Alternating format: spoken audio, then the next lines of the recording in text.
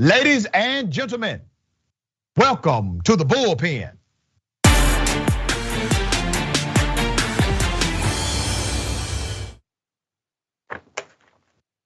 He's back in the Bullpen today. We have Mr. Spike Cohen, 2020 Libertarian Vice Presidential Candidate and Chair of You Are the Power. We're gonna talk about the war on drugs, all right? Spike, good day, brother. Welcome, thank you for coming back. Thanks for having me back on, Rashad. It's great to see you. Great to see you, man.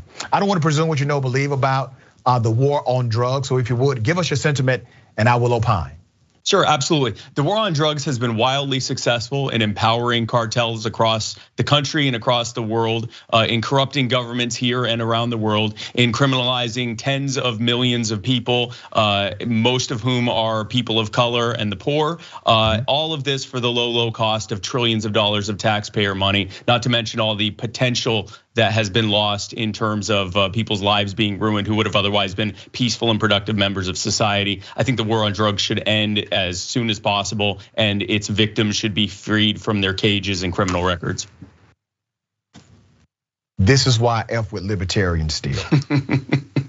See, people sometimes, they get on me about my libertarian friends that I bring on the show and they say, oh yeah, but they're here. But see, this is part of the libertarian philosophy that has so much intellectual honesty. Right. Right. You can't refute it. I obviously 1000% agree with you.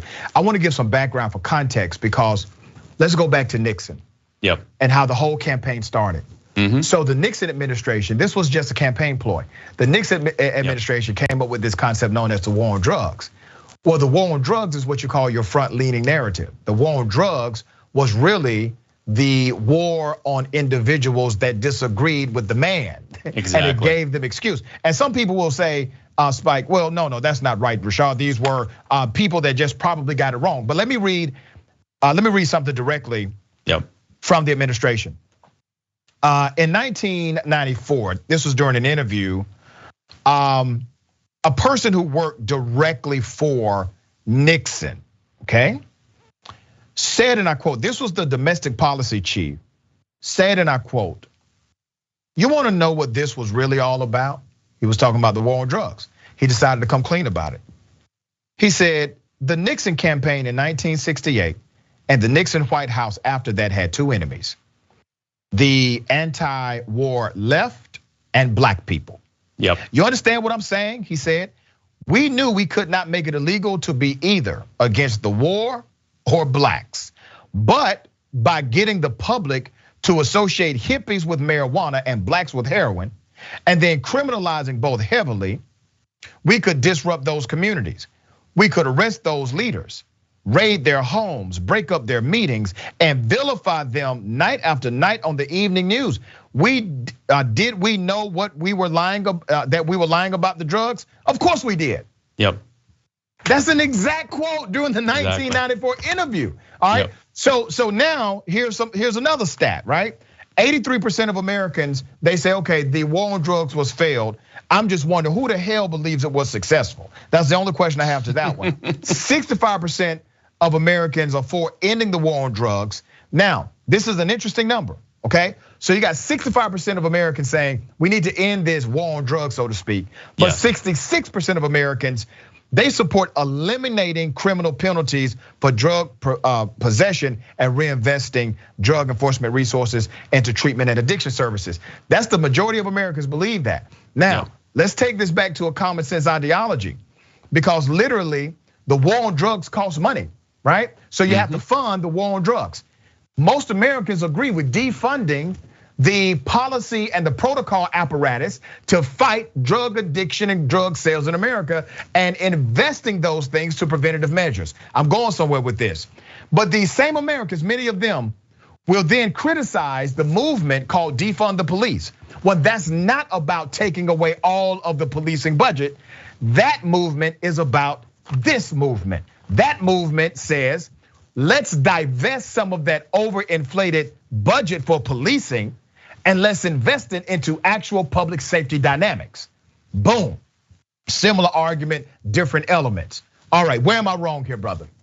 I don't think you're wrong at all. I mean, like you said, the Nixon administration and every administration since has been continuing a war that was a war on poor people. It was a war on dissidents, and it was, as always, a war on people of color. And it wasn't as though they could claim that they didn't know how the war on drugs would go. They already had alcohol prohibition and how that played out to know how a war on drugs would play out. When you prohibit the use of a substance, all you do is create a black market. You empower criminals to create cartels. Those cartels pay off people in government to look the other way. Those people are not just corrupt when it comes to looking the other way. They're just corrupt in general. So now you have corrupt politicians and police. You have a division between the public and the police who are supposed to serve them, because now instead of seeing the police as someone who's there to protect them, they see them as someone that's there to harass them for doing something with their own body.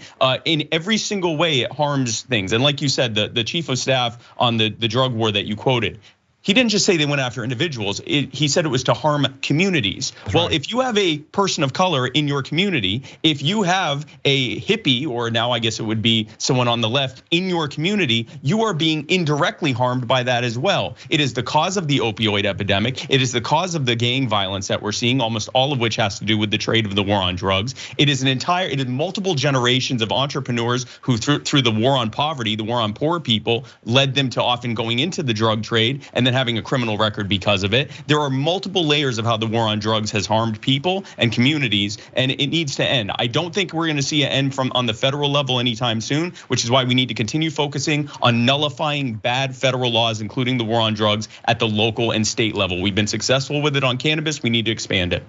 Yeah, I completely concur. One of the interesting reports that came out of the Washington Post, it showed that African Americans are far more likely to be arrested for selling or possessing drugs than whites.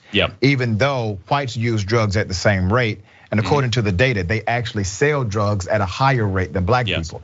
That's quite interesting. So white Americans are more likely to sell drugs than black Americans. I have to be careful in how I respond to this, because South Carolina has no statute of limitations on crimes. What I will say is that I was a drug addict for the better part of 10 years. I've been clean for 16 years now. Congratulations, brother. Thank you, and I appreciate that. And I am grateful that I'm one of the people who was privileged never to get caught up in the criminal justice system. I have friends who were, and they're still suffering from it. I'm now 40. This was stuff we were doing in our teens and early 20s. Thankfully, I was able to get out of it before it became something like that. But if it had been, I wouldn't be here right now. I would likely either be in prison, or I'd just be in a really bad situation where I have a criminal record, I can't vote, I can't own a firearm, I can't leave the state, I can't associate with the people I knew before I went to jail. I have all of the trauma from being in prison that comes with that, PTSD and everything else. It's being untreated. I'm probably still addicted, if not even worse addicted. And it's likely that I end up homeless, and a statistic on the overdose and opioid epidemic. It's an absolute nightmare. And it's entirely caused by bad policy that was created by people who knew it was bad policy and did it explicitly to do harm. It's still happening to this day. For all of the great, it's wonderful that the majority of Americans want to end it. At the same time, we have a president who was one of the main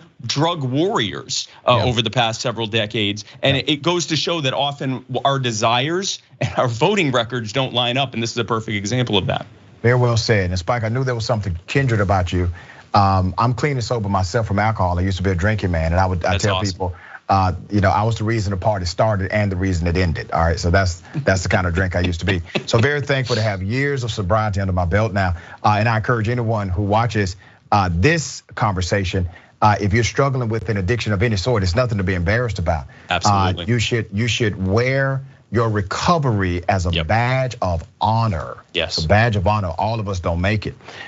Spike, let me ask you this before you go, because I think there are still individuals who believe, and a lot of this comes from the Christian right, that drugs or using drugs makes you evil or makes you bad or makes you immoral, right? Some of the best hearted people I've ever met in my life had an addiction. Good souls, okay? I don't think we changed the policy. Like clearly, most of the American public, they're on our side here, but the policy is not. I don't think the policy changes until we change the narrative of who the person is that may use drugs or may have an addiction. What are your thoughts to that?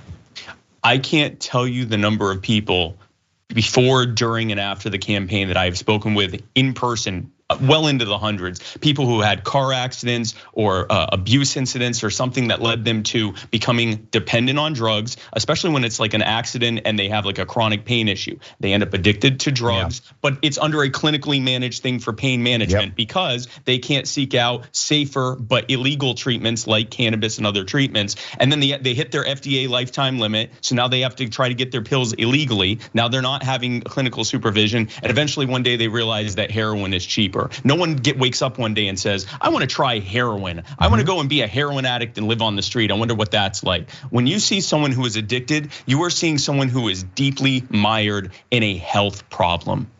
They are someone who needs help. It would be like looking at someone with a broken leg and saying, I wonder what kind of monster it is who would want to break his own leg. It's not, it's a health problem. And like you said, it is nothing to be ashamed of. It is something that people should be able to get help for. And we should encourage them to get help. We should encourage them if and when they fall off the wagon. And we should encourage them and congratulate them, as I'm congratulating you right now, for the years of sobriety that you've had and that we've had. And that's how it should be treated, is like we treat any other health problem.